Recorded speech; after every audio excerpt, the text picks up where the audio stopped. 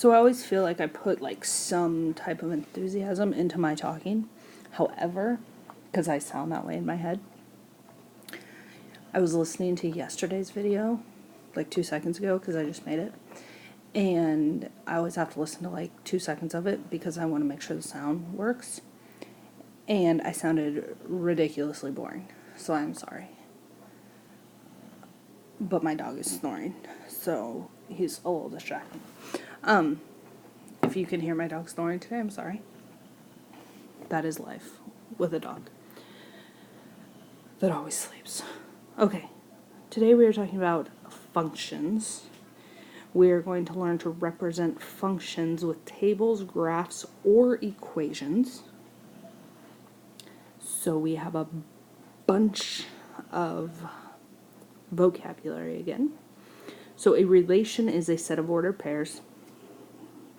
Don't ask me why we have to use a different word. The domain is all your x values. Your range, therefore, is all your y values. A function is a relation that pairs each input value, which is your x, with exactly one output value, which is your y. Your independent variable is the variable that represents the input of a function, which is your x-coordinate. Your dependent variable is the variable that represents the output of a function, which is your y-coordinate. And the vertical line test is a test used to see if a relationship is a function. On a graph, if a vertical line intersects the graph at only one point, the relationship is a function. So it's a bunch of words for x and y that you need to know for this lesson. So you may get confused down the road and be like, I don't remember what x is. Is it domain and range? Because gotta be honest, after summer break, I don't remember and I gotta look again. So, example 1, make a table and a graph of y equals 3 minus x squared. So we're going to do what we learned 2 days ago first, and it gives us an x value, and we're going to substitute that into the equation to find what our y value is. So we have 3 minus x squared, so wherever we see our x, we're going to put these values here. Boop, boop. So we have 3 minus negative 2 squared. Make sure you put that in parentheses.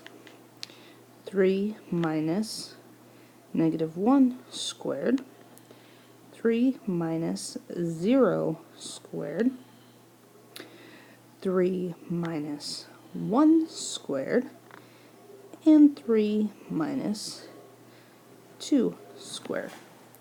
So, we need to apply the exponent before we subtract. Negative 2 squared is like, say, negative 2 times negative 2. Because there's 2 negatives, it becomes positive 4. So, we have 3 minus 4, and we get negative 1. So this becomes 4. On the next one, negative 1 squared is like negative 1 times negative 1. So that becomes a 1. So we have 3 minus 1, which is 2. 0 squared is 0, so 3 minus 0 is 3. 1 squared is 1, so 3 minus 1 is 2. And 2 squared is 4, so 3 minus 4 is negative 1. And then you have your xy coordinate.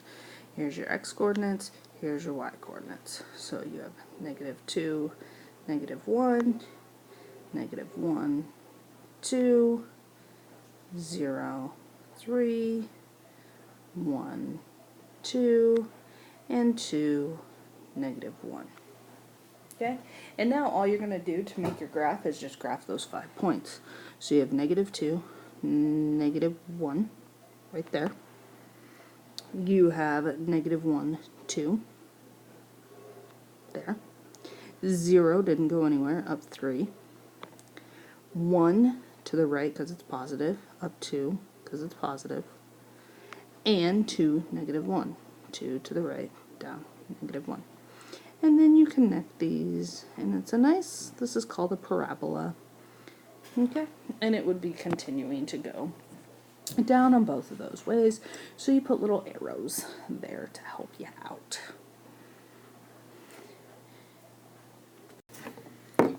Okay, so we are determining if each relationship represents a function. Now, if you remember, the definition of a function from above is a relation that pairs each input value, which is our x, so this is our input, with one output, which is our y. Okay? It says out. Now, looking at this table, we have the input x equals 2 twice. Okay? Now, if the output was the same exact number for 2 on both of those, that would be fine. However, in this case, it says that when x is 2, y is 3, and that when x is 2, y is 6. So it has 2 outputs, and they are different outputs. So because they are different, it is not a function. Not a function. I mean, you could also look at the 3's too. This example here, I'm going to draw a little graph for you and show you the difference. X, Y.